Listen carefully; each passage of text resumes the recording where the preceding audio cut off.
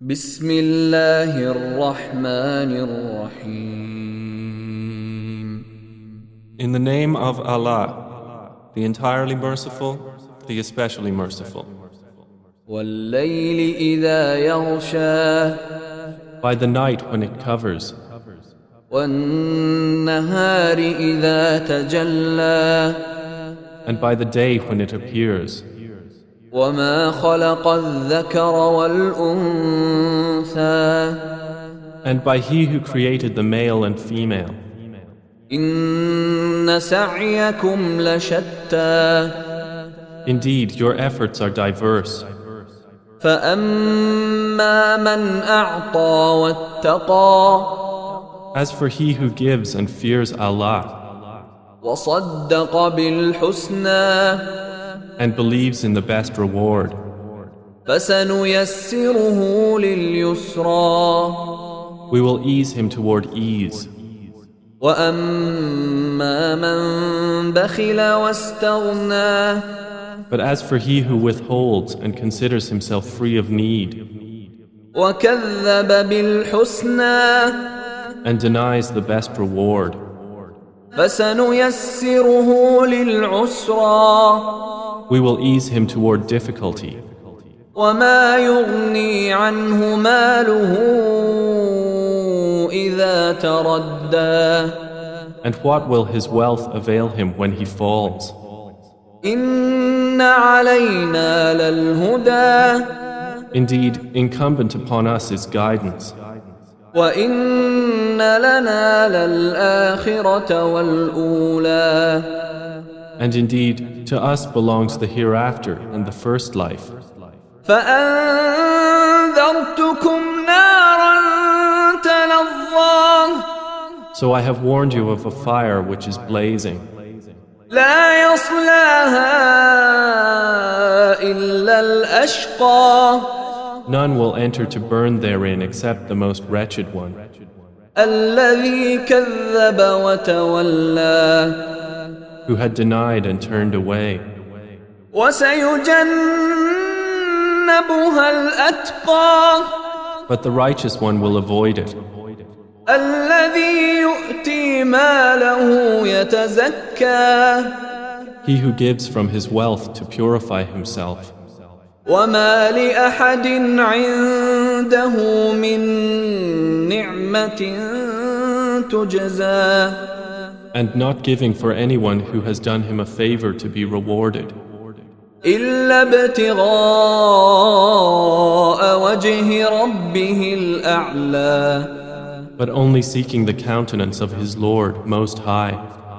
ولسوف يرضى And he is going to be satisfied.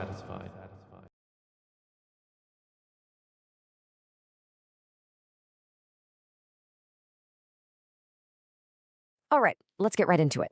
Today, we're taking a closer look at Surah Al-Lail, which is chapter 92 of the Quran. It's short, but it is so powerful. It gets right to the heart of this huge question we all face. What are we actually working towards? It beautifully lays out these two fundamental paths of human striving, and more importantly, where they each end up. And the way it opens is, well, it's pretty amazing. It starts by painting this big, cosmic picture of a universe that's all about opposites, right? And it uses these powerful contrasts to get us thinking about our choices, the ones we make every single day. So what's interesting is it doesn't open with a command like do this or don't do that. Instead, it begins with a series of really profound oaths. And the first one is this: an oath sworn by the image of the night as it just drapes this huge veil over the world, concealing everything in its darkness.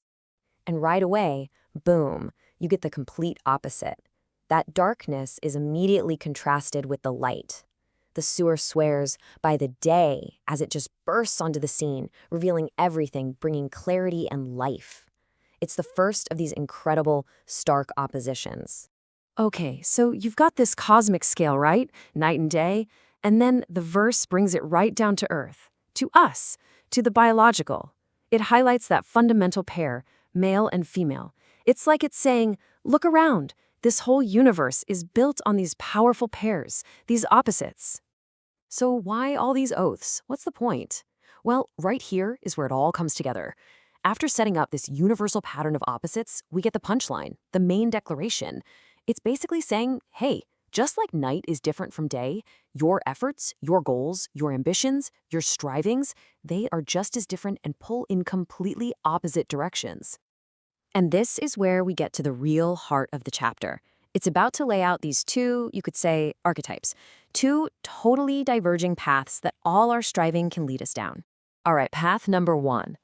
This is the path to bliss, the path of the righteous. And it's boiled down to 3 key things. First, you give in charity, you're generous. Second, you have an awareness of God. And third, you believe in and affirm what is best, what is true. But here's the really cool part. Check out the result. It's not just you'll get a reward later. The promise is that the path itself will be made smooth. The actual journey towards good becomes easier. Now look at this second path. It's an almost perfect mirror image of the first one, but completely flipped. This person is greedy, a miser. They think they're totally self-sufficient. They don't need anyone or anything. And of course, they deny the truth. The contrast couldn't be more stark. And get this, just like the other path, this one is also made smooth. But it's a smooth path leading straight to misery. It's a powerful idea, right? Our choices literally build momentum in one direction or the other. So for that person who went down the path of greed, who thought their wealth was the answer to everything, well, the surah drops a serious reality check. That thing you treasured, that money you hoarded and thought made you invincible, it's going to be completely and utterly useless when it really counts. Okay, so we've seen the two paths and what happens to people on them. Now the tone of the chapter kind of shifts. It moves from just explaining the human condition to delivering God's response. And that comes in the form of a very, very clear warning. And this next verse is so important. It says, "Verily we take upon ourselves to guide." What does that mean? It means this choice between the two paths, it's not some hidden trap or a cosmic trick question. God is saying that providing guidance is His responsibility. The right way is made clear. We're not just left out here to stumble around in the dark. And because that guidance is there for us, a serious warning has to follow. But look who it's for. This blazing fire isn't for someone who just makes an honest mistake. It's for the person who knows the truth, rejects it, and actively turns away. We're talking about a conscious, intentional denial here. But the chapter doesn't just leave us with that heavy warning. No, it circles right back to that first path. It ends on this beautiful, hopeful note by giving us a much deeper look into what's really going on inside the mind of that righteous person and what their true reward is. And this really gets to the core of everything. Who is this most devoted person? Well, it's not just about what they do, it's about why they do it. They spend their wealth, but not to get praise or some favor in return. Nope, they do it to purify themselves. Their one and only motivation is to seek the face, the countenance of their Lord. It all comes down to the purity of the why. So for that person, the one with that pure intention, the final promise is incredible. It's not just about paradise or bliss. It's something even deeper, a state of being that, let's be honest, every single one of us is looking for. And that is complete satisfaction, that deep, lasting contentment that we all crave. So there you have it. We've gone from these huge cosmic oaths about night and day, all the way down to these two very personal paths and where they lead. And in the end, the whole chapter kind of turns its timeless wisdom back on us, on you and me.